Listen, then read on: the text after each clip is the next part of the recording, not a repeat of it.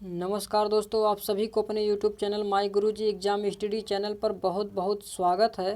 तो दोस्तों, हमेशा की तरह आप सबकी एक क्लास जो कि बीएड एंट्रेंस एग्ज़ाम के लिए बहुत ही इम्पॉर्टेंट क्लास होती है, तो आप सभी से रिक्वेस्ट है कि क्लास को पूरा देखिएगा, बीच में इसकी मत कीजिएगा, जो कि आप सभी के लिए बहुत ही इम्पॉर्टेंट रहने वाला है।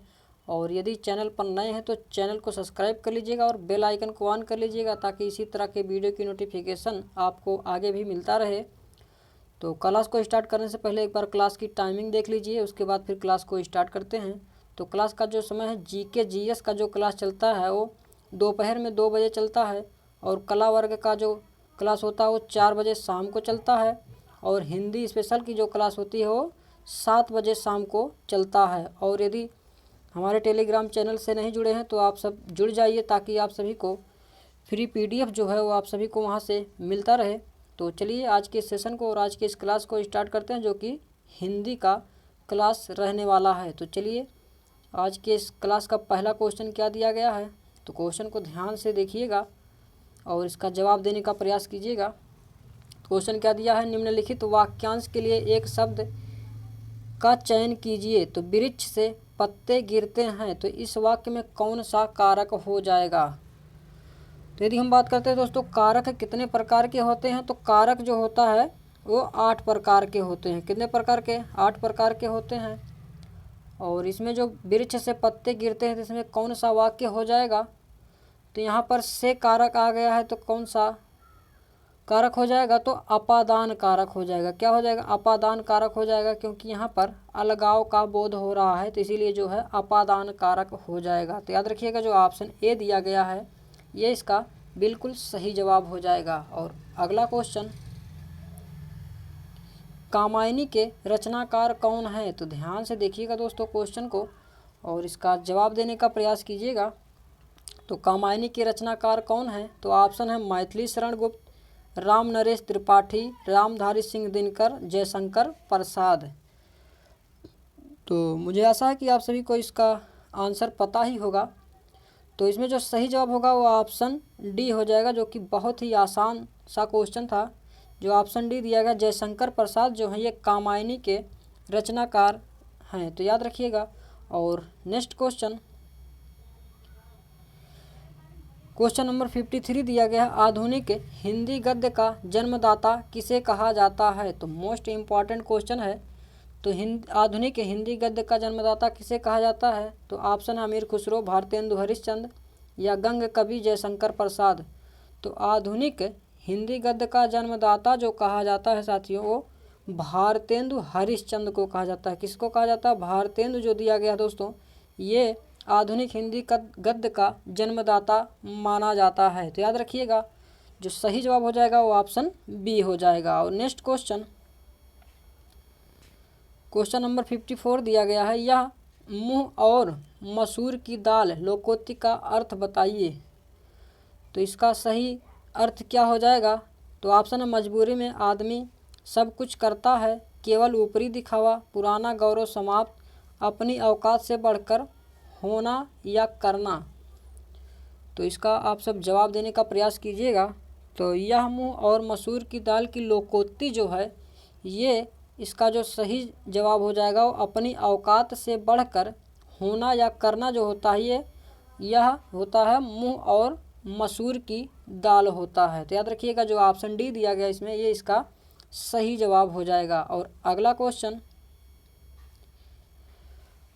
दिनों का फेर होना मुहावरे का अर्थ है। तो दिनों का फेर होना मुहावरे का अर्थ क्या हो जाएगा, तो इसमें जो सही जवाब हो जाएगा वो भाग्य का चक्कर जो है, ये दिनों का फेर होना। तो याद रखिएगा, जो ऑप्शन सी दिया गया है ये इसका सही जवाब हो जाएगा। और अगला क्वेश्चन, क्वेश्चन को ध्यान से देखिएगा दोस्तों और जवाब देने का प्रयास कीजिएगा। क्वेश्चन है, निम्नलिखित में से कौन सा वाक्य शुद्ध है। तो बंदूक एक बहुत ही उपयोगी अस्त्र है। तो यहाँ पर जो अस्त्र दिया गया दोस्तों ये अशुद्ध हो जाएगा, क्योंकि जो बंदूक दिया गया है ये अस्त्र नहीं, ये शस्त्र होता है। तो याद रखिएगा। और बाघ और बकरी एक घाट पानी पीती है, नहीं पीते हैं। तो यहाँ पर भी वाक्य शुद्धि है। और ऑप्शन सी की बात करते हैं, कई रेलवे के कर्मचारियों की गिरफ्तारी हुई। और ऑप्शन डी श्री कृष्ण के अनेकों नाम हैं। तो इसमें बात करते हैं दोस्तों,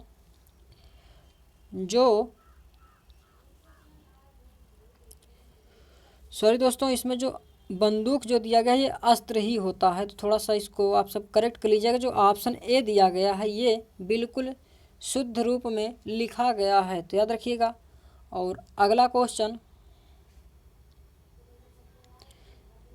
शायद पिताजी आ जाएं किस प्रकार का वाक्य है। तो शायद पिताजी आ जाएं, तो इसमें कौन सा वाक्य हो जाएगा। तो आज्ञार्थक, संदेहार्थक, इच्छार्थक और संकेतवाचक। तो इसमें जो हो जाएगा यहाँ पे संदेह व्यक्त किया जा रहा है कि शायद पिताजी आ जाएं, तो यहाँ पर संदेहार्थक जो शब्द दिया गया है ये इसका सही जवाब हो जाएगा। और अगला क्वेश्चन नंबर 58, शुद्ध वर्तनी वाला शब्द चुने। तो इसमें आप सभी को शुद्ध वर्तनी बताना है। तो शूर्पणखा जो है ये कौन सा शुद्ध रूप में लिखा गया है। तो इसमें बात करते हैं जो शुद्ध रूप में लिखा गया वो ऑप्शन डी जो दिया गया है ये इसका सही हो जाएगा। लेकिन थोड़ा सा इसमें से टाइपिंग मिस्टेक है। यहाँ पर शूर्पणखा जो हो जाएगा ये इस तरह से लिखा जाएगा। तो जो होगा ऑप्शन इस तरह से, तो ये सही जवाब हो जाएगा। और अगला क्वेश्चन देखिए, इस महाकाव्य में 16 ... हैं, तो रिक्त स्थान भरने के लिए उचित शब्द चुने। तो क्या है इस महाकाव्य में 16 क्या होता है, सर्ग होता है कि स्वर्ग होता है या सर्व या सर्व। तो क्या होता है, तो इस महाकाव्य में जो होता है वो 16 सर्ग होता है। क्या होता है, सर्ग होता है। तो याद रखिएगा जो ऑप्शन ए दिया गया है ये इसका सही जवाब हो जाएगा। और अगला क्वेश्चन, और दोस्तों अगर वीडियो पसंद आ रहा हो तो एक लाइक करते हुए चलिएगा ताकि मुझे भी मोटिवेशन मिलता रहे। क्वेश्चन क्या दिया गया है, तो क्वेश्चन, अर्चना अत्यंत सुंदर है, तो वाक्य में कौन सा शब्द विशेषण हो जाएगा। तो इसमें शब्द विशेषण आप सभी को बताना है कि क्या हो जाएगा। तो ऑप्शन है अर्चना अत्यंत सुंदर है। तो इसमें शब्द विशेषण क्या हो जाएगा। तो इसमें जो शब्द विशेषण की बात करते हैं, जो सुंदर दिया गया है ये अर्चना की एक प्रकार से क्या बताया जा रहा है, विशेषता बताया जा रहा है। तो कि अर्चना जो है वो सुंदर है। तो याद रखिएगा जो ऑप्शन सी दिया गया है ये इसका सही जवाब हो जाएगा। और अगला क्वेश्चन है, आप भला तो जग भला, वाक्य में रेखांकित शब्द कौन सा सर्वनाम है। तो आप शब्द जो दिया गया दोस्तों ये क्या हो जाएगा, निजवाचक हो जाएगा। क्या हो जाएगा, निजवाचक हो जाएगा। तो याद रखिएगा जो ऑप्शन बी दिया गया है ये इसका सही जवाब हो जाएगा। और अगला क्वेश्चन, सतसई किस समास का उदाहरण है। तो सतसई जो दिया गया ये किस समास का उदाहरण हो जाएगा। तो ऑप्शन है तत्पुरुष, कर्मधारय, द्वंद्व, द्विगु। तो जवाब देने का प्रयास कीजिएगा कि इसमें सही जवाब क्या होगा।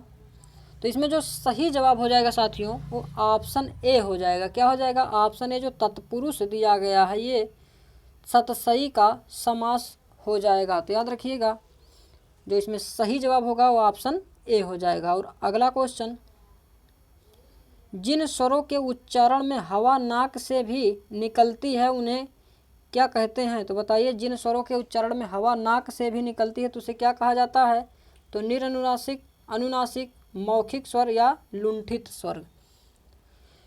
तो इसमें जो सही जवाब हो जाएगा वो क्या हो जाएगा, जिन स्वरों के उच्चारण में हवा नाक से भी निकलती है तो उसे अनुनासिक स्वर कहा जाता है। क्या कहा जाता है, अनुनासिक स्वर कहा जाता है, ना कि निरनुनासिक या मौखिक स्वर या लुंठित स्वर, ये सब नहीं कहा जाता। लेकिन ऑप्शन बी जो दिया गया है ये अनुनासिक स्वर हो जाएगा। तो याद रखिएगा। और अगला क्वेश्चन, काव्य की शोभा बढ़ाने वाले धर्मों को अलंकार कहते हैं। तो इस उक्ति में प्रयुक्त धर्म शब्द का अर्थ क्या होता है। तो धर्म अर्थ का क्या होगा अर्थ, तो मजहब, गुण, सत्कर्म, कर्तव्य। तो जवाब देने का प्रयास कीजिएगा इसमें सही जवाब क्या हो जाएगा। तो इसमें जो सही जवाब हो जाएगा जो कि धर्म की बात किया जा रहा है तो इसमें जो हो जाएगा वो गुण। क्या हो जाएगा, गुण जो है ये इसका अर्थ हो जाएगा। तो याद रखिएगा। और नेक्स्ट क्वेश्चन, कौवा के स्त्रीलिंग के निर्धारण के लिए क्या किया जाता है। तो कौवा को स्त्रीलिंग अगर बनाएंगे तो क्या हो जाएगा, तो कौवा के अंत में ई लगाते हैं या फिर आनी लगाते हैं या स्त्री लगाते हैं या फिर मादा लगाते हैं। तो कौवा का जो स्त्रीलिंग निर्धारण करने के लिए जो लगाया जाता है वो मादा लगाया जाता है। क्या लगाया जाता है, मादा लगाया जाता है, जो कि कौवा के पहले मादा लगाते हैं। ये जो दिया गया है ये इसका सही जवाब हो जाएगा। तो याद रखिएगा जो ऑप्शन डी है इसका करेक्ट आंसर हो जाएगा। और अगला क्वेश्चन, भूमि के अंदर की जानकारी रखने वाले को कहा जाता है। तो बहुत ही इम्पॉर्टेंट क्वेश्चन है दोस्तों, जो कि ये पिछली बार बीएड एंट्रेंस एग्जाम में पूछा गया था। तो ध्यान दीजिएगा, जो भूमि के अंदर की जानकारी रखने वाले को कहा जाता है तो क्या कहा जाता है, भूगोलवेत्ता, पुरातत्व, नृतत्व शास्त्री या भूकंपवेत्ता। तो इसमें जो सही जवाब हो जाएगा, जो कि भूमि के अंदर की जानकारी रखने वाले को क्या कहा जाता है, भूगोलवेत्ता कहा जाता है। क्या कहा जाता है, भूगोलवेत्ता कहा जाता है। तो याद रखिएगा ऑप्शन ए जो है ये इसका सही जवाब हो जाएगा। और अगला क्वेश्चन, क्वेश्चन नंबर 67 दिया गया है, निम्नलिखित में से कौन सा शब्द तत्सम नहीं है। तो बताइए, आप सभी को इसमें से बताना है कि तत्सम शब्द कौन सा नहीं है। तो आप सब इसका जवाब देने का प्रयास जरूर कीजिएगा। इसमें सही जवाब क्या होगा, तो स्वर्ग, पाहुमी और खग की बात करते हैं तो ये सब जो है तत्सम शब्द नहीं, लेकिन नरक की बात करते हैं ये तत्सम शब्द नहीं है, लेकिन खग बात करते हैं स्वर्ग और पाहुमी की, तो ये सब जो है ये तत्सम शब्द हैं। तो याद रखिएगा ऑप्शन ए जो है इसमें सही जवाब हो जाएगा। और अगला क्वेश्चन को ध्यान से देखिएगा दोस्तों और जवाब देने का प्रयास कीजिएगा। क्वेश्चन क्या दिया गया, निम्नलिखित में से कौन सा शब्द बादल का पर्यायवाची नहीं है। तो बादल का जो होता है पर्यायवाची कौन सा नहीं होता है, तो ऑप्शन है जलद, तोयज, धन, अभ्र। तो इसमें हम बात करते हैं दोस्तों, जो तोयज दिया गया है, क्या ये जो तोयज दिया गया है ये बादल शब्द का पर्यायवाची नहीं होता, लेकिन जलद की बात करते हैं, धन और अभ्र की बात करते हैं, तो ये सब जो हैं ये बादल के पर्यायवाची होते हैं। तो याद रखिएगा। और अगला क्वेश्चन, बहुत ही इम्पॉर्टेंट क्वेश्चन लेकर के आया हूँ दोस्तों, तो वीडियो में अंत तक बने रहिएगा। क्वेश्चन क्या दिया गया, स्वर्ग शब्द का विलोम है। तो स्वर्ग का जो विलोम शब्द हो जाएगा क्या हो जाएगा, तो इसमें जो सही जवाब हो जाएगा वो नरक जो दिया गया है ये स्वर्ग शब्द का विलोम हो जाएगा। तो याद रखिएगा। और अगला क्वेश्चन, नेकी और दरिया में डाल लोकोक्ति का उपयुक्त अर्थ है। तो नेकी और दरिया में डाल का जो लोकोक्ति का अर्थ होता है वो क्या होता है, तो ऑप्शन है मदद करके मदद की उम्मीद करना, उपकार करके उपकार की बात को भूल जाना, घृणा के बदले प्रेम करना या कष्ट सहकर परोपकार करना। तो इसमें हम दोस्तों अगर बात करते हैं ऑप्शन बी की जो है ये जो दिया गया है, उपकार करके उपकार की बात को भूल जाना, ये जो होता है नेकी और दरिया में डाल जो होता है इसका अर्थ होता है। तो याद रखिएगा ऑप्शन बी जो दिया गया है ये इसका सही जवाब हो जाएगा। और अगला क्वेश्चन बहुत ही महत्वपूर्ण क्वेश्चन है दोस्तों, क्या दिया गया, आँख खुलना मुहावरे का सही अर्थ क्या है।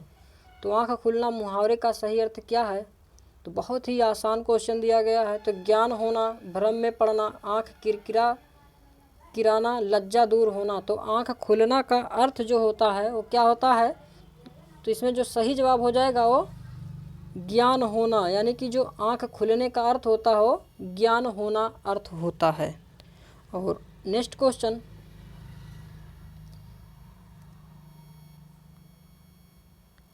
क्वेश्चन नंबर 72 दिया गया है, क्या, निम्नलिखित में से शुद्ध वाक्य का चयन कीजिए। तो बाल पाक जाने से कोई अनुभवी नहीं हो जाता, या बालक पक जाने से लोग अनुभवी हो जाता है, बाल पक जाने से ही लोग अनुभवी होता है, या बाल पक जाने से लोगों का अनुभव बढ़ती है।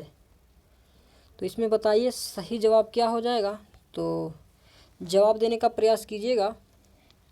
तो इसमें हम बात करते हैं दोस्तों, जो बाल पक जाने से कोई अनुभवी नहीं हो जाता, ये जो दिया गया है दोस्तों, ये वाक्य जो है बिल्कुल शुद्ध रूप में लिखा गया है। तो याद रखिएगा ऑप्शन ए जो है इसमें सही जवाब हो जाएगा। और नेक्स्ट क्वेश्चन, सूक्ति का सही संधि विच्छेद होगा।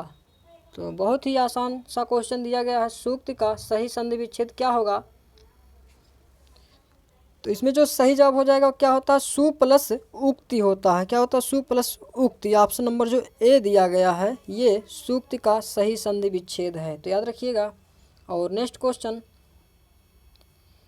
इसमें आप सभी को दोस्तों त्रुटिपूर्ण हो तो उस ऑप्शन पर टिक करना, नहीं तो फिर ऑप्शन डी पर टिक करना है।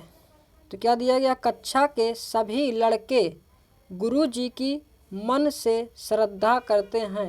तो अगर किसी ऑप्शन में त्रुटि हो तो उस पर टिक कीजिए, नहीं तो फिर ऑप्शन डी पर टिक कीजिए। तो इसमें हम बात करते हैं दोस्तों, कक्षा के सभी लड़के गुरु जी की मन से श्रद्धा करते हैं। तो ऑप्शन जो इसमें सही जो हो जाएगा ऑप्शन डी, जो कि इसमें कोई त्रुटि नहीं है। तो याद रखिएगा ऑप्शन डी। और ये जो दोस्तों दिया गया क्वेश्चन 75 जो कि आज का ये लास्ट क्वेश्चन है। तो क्या दिया गया है, आप देश के किसी भी शहरी या कस्बे में चले जाएं, चारों तरफ वातावरण का तांता लगा दिखाई देगा। तो इसमें हम बात करते हैं दोस्तों, जो ऑप्शन ए दिया गया है इसमें त्रुटिपूर्ण हो जाएगा, जो कि क्या दिया गया, आप देश के किसी भी शहरी या कस्बे में चले जाएं। तो यहाँ पर जो दिया गया है ये शब्द गलत हो जाएगा। तो याद रखिएगा ऑप्शन ए जो है ये इसका सही जवाब हो जाएगा। तो ये थे दोस्तों सामान्य हिंदी से संबंधित मोस्ट इम्पॉर्टेंट क्वेश्चन दोस्तों। तो वीडियो कैसा लगा आप सब कमेंट करके ज़रूर बताइएगा। और मिलते हैं नेक्स्ट वीडियो में, तब तक के लिए जय हिंद, जय भारत, वंदे मातरम दोस्तों।